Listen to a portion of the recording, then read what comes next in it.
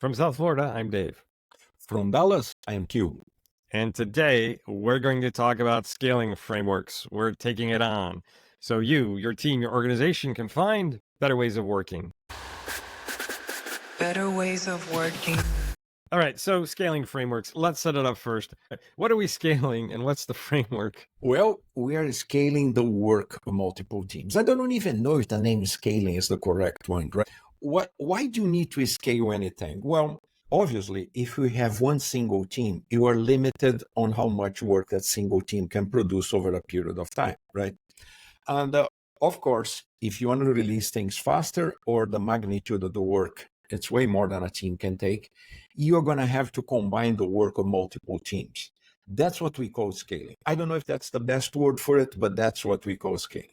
You are just trying to accomplish more throughput, which therefore is going to result in a larger amount of business outcomes for you over a period of time. So you may actually trying to increase throughput over a certain period of time, or you're trying to decrease the amount of time to have the same throughput out of the door. So I always thought networking was a better word, right? We're really networking teams together because you can't have a team of 100 people. Teams are like about 10 at most, right? Exactly. There's different reasons for that. So we network them together.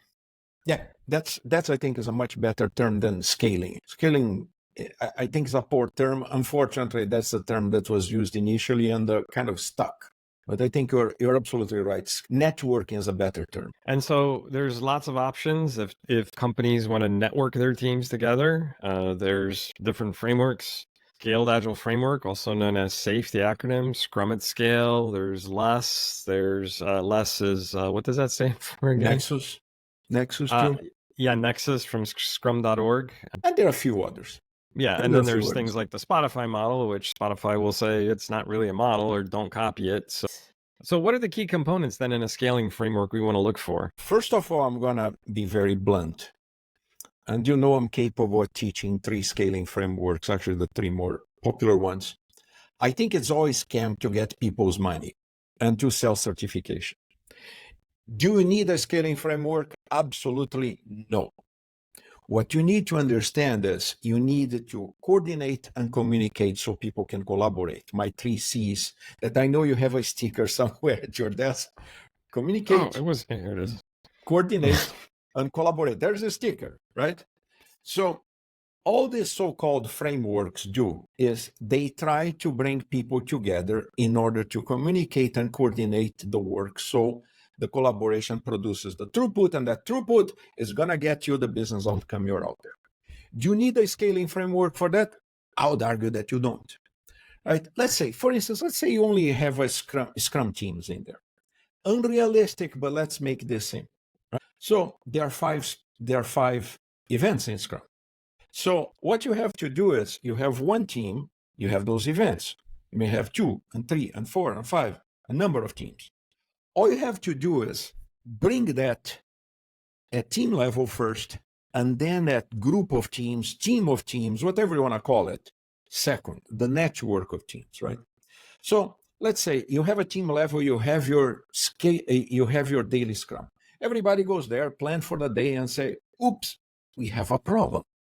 And by the way, we can't solve that problem, but maybe the other teams in this network seen this or can help us, and etc.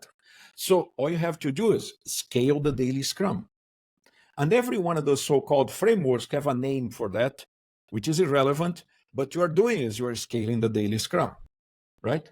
Now, we all know that, for instance, in Scrum, we're going to have sprint review and sprint retro. You do that at team level.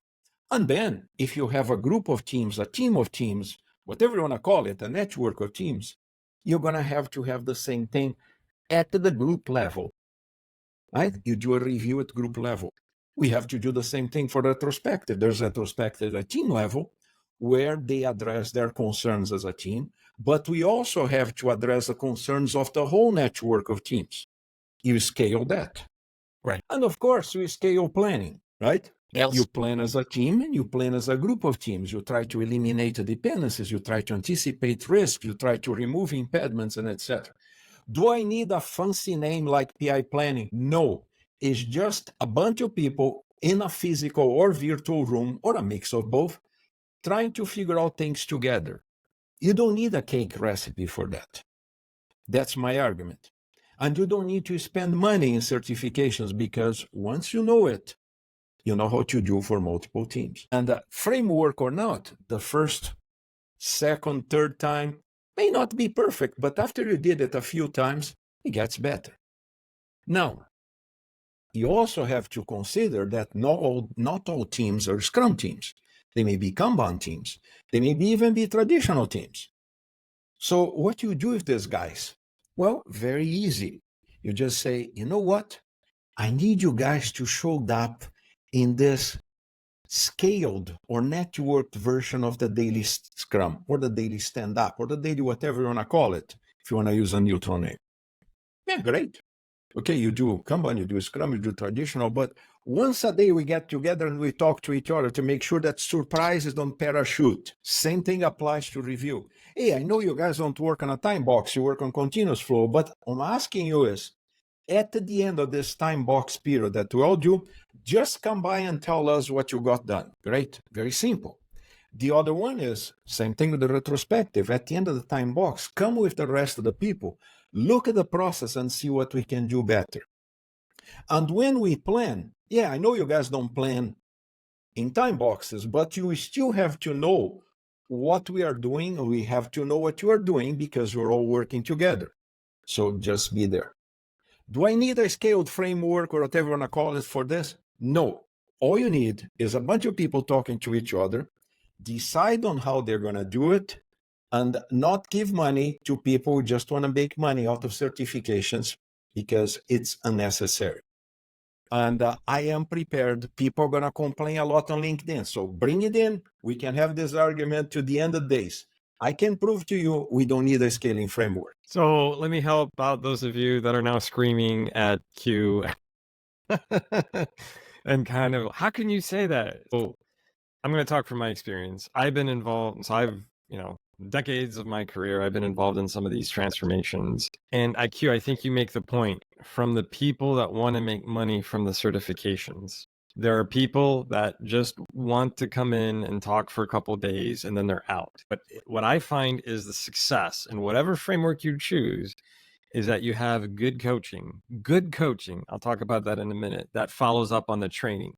So yeah, you're going to need some training because I don't know how to dance the salsa or samba or any of that stuff. I would go to a dance studio. I would need an instructor. This is a simple example, but I would need an instructor to show me how to move my feet and then watch me dance a few times. Like, oh, you forgot this step, go back, right? So the key is I've been in transformations where people just come in and teach, and then you're there in your first sprint planning session and you're staring at each other having no idea. Now you got tools that you have to be used as well. And like, well, I just kind of learned some new terms. I don't even know how to use these tools, right? And I've been in other situations where it's been more, this is the goal, this is what we're trying to do. These are the different teams and how we're going to talk to each other. So there's still some need for some training, I find, but what's most important is the coaching, and it has to be good coaching. Like coaching, it's not free range agile coaching where I'm here today, but I won't be here next week, right? Somebody that's going to stick with you at least for a few months, if not longer, and make sure that the people aren't just stuck in the practices, but they're also following the principles. And I think any of the scaling frameworks can do that if you have a good coach. Bear in mind, I never say you don't need training. Somebody is going to have to train people, especially if they have zero experience, right? I mean, maybe the first time they're doing it. You and I have been doing this for quite some time, right? You have gray hairs. Mine, nobody knows if I have or not because I don't let them know, right? I shave it. But the thing is, my point is the scam, the pyramid scheme of certifications, okay? You can teach people to understand how to do things. You can accompany this teaching with coaching. Otherwise, it's useless. You don't send people to a day, 2, 3, 4 day class and expect them to be experts, right? Right. It's totally useless if you're going to do that. You're just going to spend money for no reason. But what you have to do is you have to work with people so they understand how to coordinate and communicate. I don't need any certification to tell me that. I don't need any 3, 4, 5 levels of certification so I can get money out of your pocket. and deliver absolutely no results. What I need is people communicating and coordinating. You don't need a scaling framework for that. You need people who know how to do it, working with the people who don't know yet how to do it or don't have a lot of experience doing it. And over a couple months or so, you're going to see that everything works just fine. Or you can spend a lot of money and basically have the same result, maybe shorter, maybe longer time. But in the end, it's not going to get you any different than if just did the simple way. The Or point is to communicate and coordinate, is not to acquire certifications. or you make a little bit of progress, but then things regress because Exactly. an organization is resistant to change. So you might find that, hey, this agile stuff works, but then 6 months later, you're back to where you were before you started all this. And that's where good coaching can come in. And agile leaders as well. Watch our other video on agile leaders. That's another key to making this work, implementing That's your the key scaling to or make it networking work. framework. Is leadership that's supportive, is leadership that there when you need, is leadership that properly prioritize things, is leadership that doesn't have knee-jerk reactions, is leadership that doesn't interrupt all the time. You know, we have a recording about this. So leadership is key. But you cannot have just leadership trying to do things or just the teams trying to do things. They have to communicate and coordinate. Otherwise, there's no collaboration. And you don't need to pile up certifications and spend money to do it. Okay. So, hey everyone, what do you think? And do you agree with one or both of us or neither of us? Let us know in the comments. Thank you for watching. Maybe we'll continue this discussion based on your feedback. But there you have it, scaling frameworks. We'll talk to you next time. Bye-bye.